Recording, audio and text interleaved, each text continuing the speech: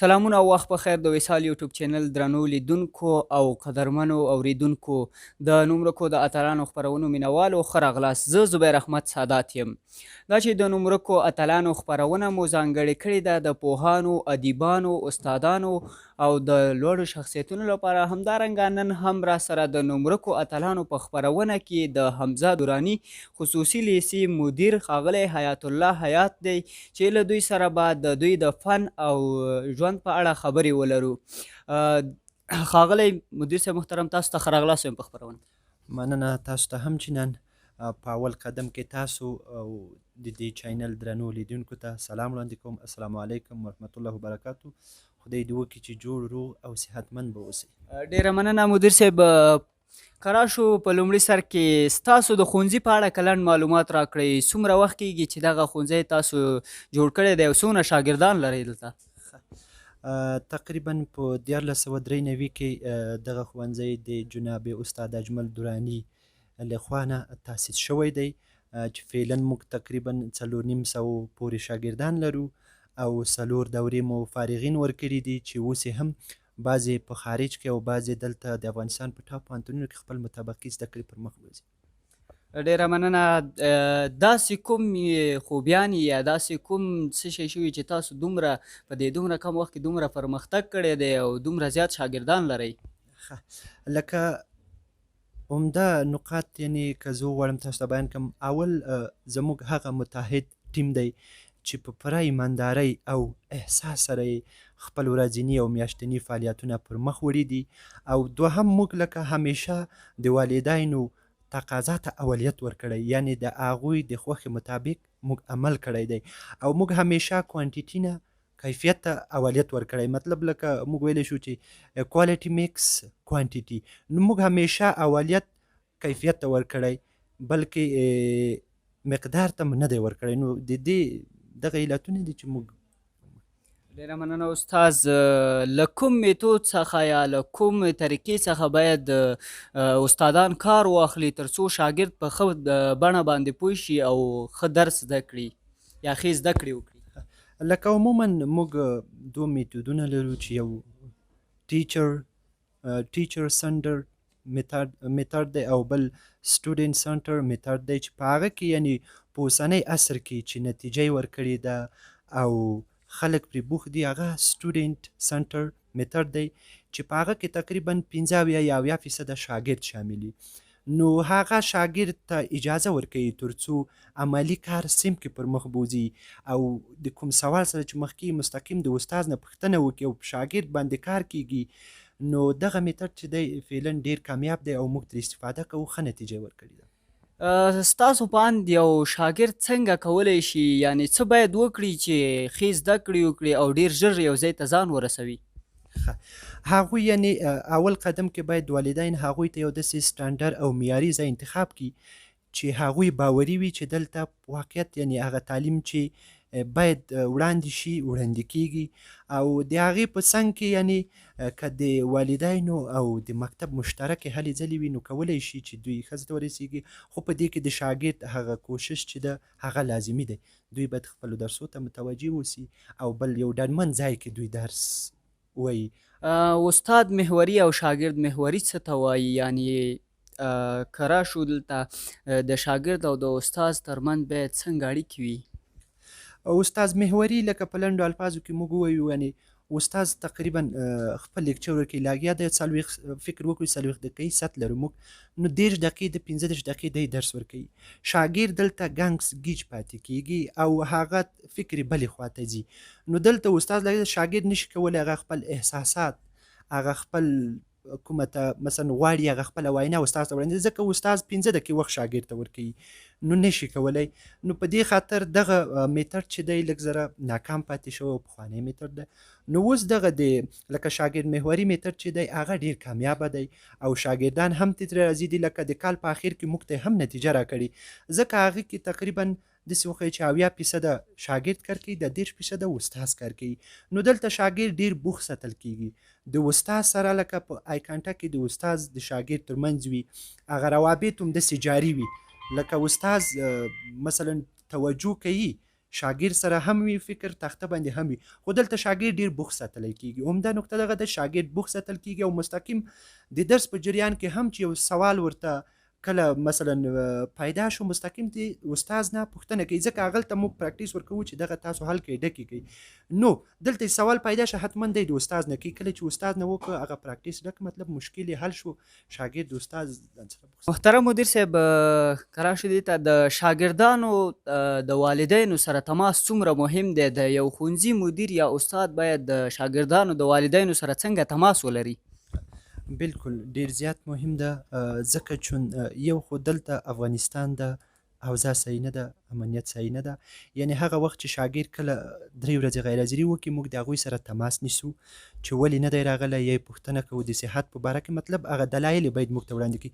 دوهم کله چې ادارې ته ضرورت وي مثلا شاګرد هغه کوم ورکړل شوی کار په خپل وخت نه کوي کورنۍ دنده نه ترسره کوي یا مثلا نور داسې مشکلات جوړوي چې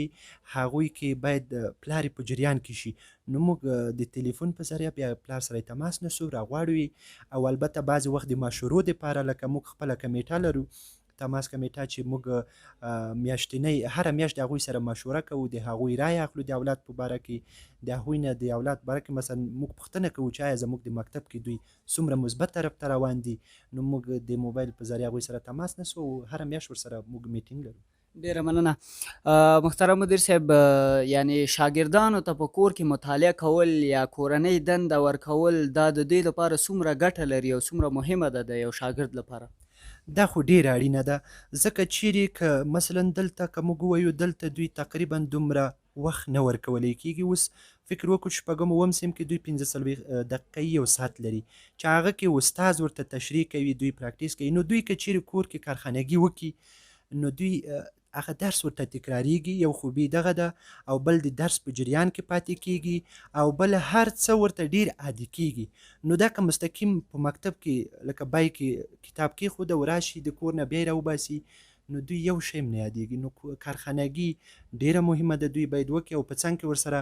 والدین باید دوی ته توجه وکړي وخت ورکړي زمینه ورته مساعده کړي تر څو دوی کارخانګي ډیر په ښه شکل اجرا کړي په دغه برخه کې د استاد مسؤل یعنی د یو ښه استاد ځانګړتیاوې کومې دي تر څو د شاګرد دې ته اړ کړي چې په کور کې کورنۍ دنده اجرا کړي لکه موږ مختلف نوع شاګردان لرو بعضې شاګردان دي یعنې استاد چې په عامه اصطلاح لکه سیم کې عمومي شاګردانو ته وینا کوي هغوی ډېر په ښه توګه کارخانګي اجرا کوي او د استاد هرې خبرې ته تابع وي خو بعضې داسې شاګردان دي چې هغوی مثلا والدین مسافر دي د مور په هغوی باندې زور نه رسیږي یا کور کې مثلا دوی داسې څوک نشته دوی څه هغوی بعضې مشکلات وي بیا هغوی موږ داسې کوو واوتلو خو موږ مجبوروو کله چې استاد مثلا ونه شو کولی ادارې ته معرفي کوي موږ ورته خپل قوانین جزا لرو هغې نه وروسته که ونه شي دوی فامیل غړی راغواړو مطلب په هره لار چې وي باید ویې کړي او موږ دې ته څنګه کوو اړ کوو ځکه چې کارخانګي ونه کړي هیڅ امکان نه لري چې یو شاګرد ورسیږي او خپل هدف ته ورسیږي ډیره مننه مدیر صاحب محترم درنو لیدونکو او اوریدونکو تاسو د محترم مدیر صاحب خبرې واورېدلې اوس هم راځو د دوی له شاګردانو سره خبرې کوو خورکۍ ستا نوم څه دی بسم الله الرحمن الرحیم زما نوم رئیسه د پلار نوم جان محمد حمزه دراني قصو علي لیسې د شپږم ټولګي زده کوونکی یم ډیر ښه یعنی تر دې دمه پورې تاسو په دغه ښوونځي کې څومره زده کړې کړي څو کاله کیږي چې دغلته زده کړې کوئ زما دا اولنی کال ده په دغه یو کال کې تا دلته یعنی څومره تغییرات په تا کې راغلي دي په دغه یو کال کې چې ته دلته درس وایې ما کې ډېر تغییرات راغلي دي لکه تاسو موږ ته ویلی شئ چې کوم تغییرات تاسو کې راغلي له استادانو څخه مو څه زده کړي تر دې دمه یعنې زه په انګلیسي کې ډېر څه ترې زده کړي دي او پښتو کې هم همدارنګه ډیره مننه اوس هم راځو خورکۍ ستاسو نوم څه دی نام عبدالله متعلم صنف ششم بی مکتب خصوصي حمزه دراني واقع احمدشاه بابا مینه ډیره مننه تاسو تر دې دمه پورې دلته د استادانو څخه څه زده کړي دي او څومره پرمختګ مو کړی چې دغه ښوونځي ته راغلي اوسئ یعنی کوم تغییرات په ځان کې ګورئ ما تقریبا 2 سال میشه که به مکتب آمدیم و در مضامین انگلیسی زیاد پیشرفت کردیم و تقریبا 100%. ډیره مننه ورور ستاسو نوم څه شی دی تاسو هم Let me commence with the sweet name of Allah, who doesn't need to be praised but has to be praised, who doesn't need to be worshipped but has to be worshipped. My name is Abdul Musawir Atal. My father's name is Khalil Rahman. I'm in 10th class in Hamza Durrani Private High School. ستاسو څومره وخت کیږي چې دغلته راغلي اوسئ او تر دې دمه پورې مو کوم څه زده کړي له استادانو څخه څومره پرمختګ په ځان کې ګوري یعنې تاسو څومره پرمختګ کړی دی د دغه ښوونځي په راتګ سره Uh, Great. About 5 years ago, I came here in Hamza Durrani Private High School, and we learn a lot of things from our teachers. A lot of things like in different subjects: math, chemistry, physics, biology, Holy Quran, and so on, and etc. And I see the ability and the potential. My potential and my ability is increased day by day. ورور ستاسو پیغام څه دی دغه اوسني ستاسو همسند ځوانانو ته کوم پیغام لرئ هغوی ته So, in the last, I get message to the young generation to pay attention to their knowledge and education, because education is the only source which we can rebuild our country, and we must serve to our desolate Afghanistan in hope of prosperity of Afghanistan. ډیره مننه خورکۍ راځو تاسو ته تاسو خپل همسندو خورکیانو ته څه پیغام لرئ پیغام برای همسالان و جوانان این است که در وقت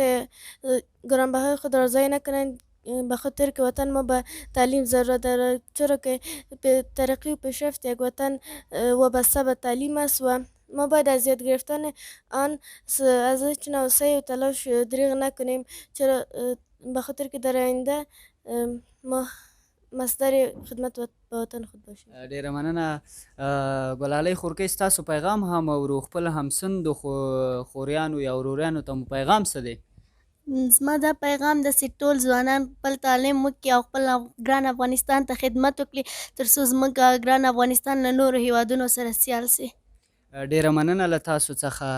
کورمودان د ګلالیو شاګردانو خبرې مو هم واورېدلې د خپرونې د پای شیبې دي د پای شیبو کې هم اوس د محترم مدیر صاحب څخه پیغام اورو محترم مدیر صاحب پیغام مو څه دی اوسني ځوانانو ته یا اوسني د هیوادوالو ته زما خصوصا ځوانانو ته پیام دغه ده چې یعنې سوکالي او پرمختګ او همداسې یو کامیابه ژوند دا ټول په تعلیم کې دي نو زه د دوی نه هیله کوم خواهش کوم چې خپل تعلیم ته توجه وکړي او خصوصا د والدینو نه چې خپل اولادونه تعلیم ته وهڅوي او داسې یو ډاډمن ځای ته ولېږي چې هغلته د تعلیم معیار جګي ځکه چې همدغه تعلیم دی چې یو هیواد د بل هیواد سره سیال کوي همدغه تعلیم دی چې یو ځوان د بل ځوان سره سیال کوي نو زما پیام دغه دی چې دوی د خپل تعلیم ته توجه وکړي او پوره توجه دې ورکړي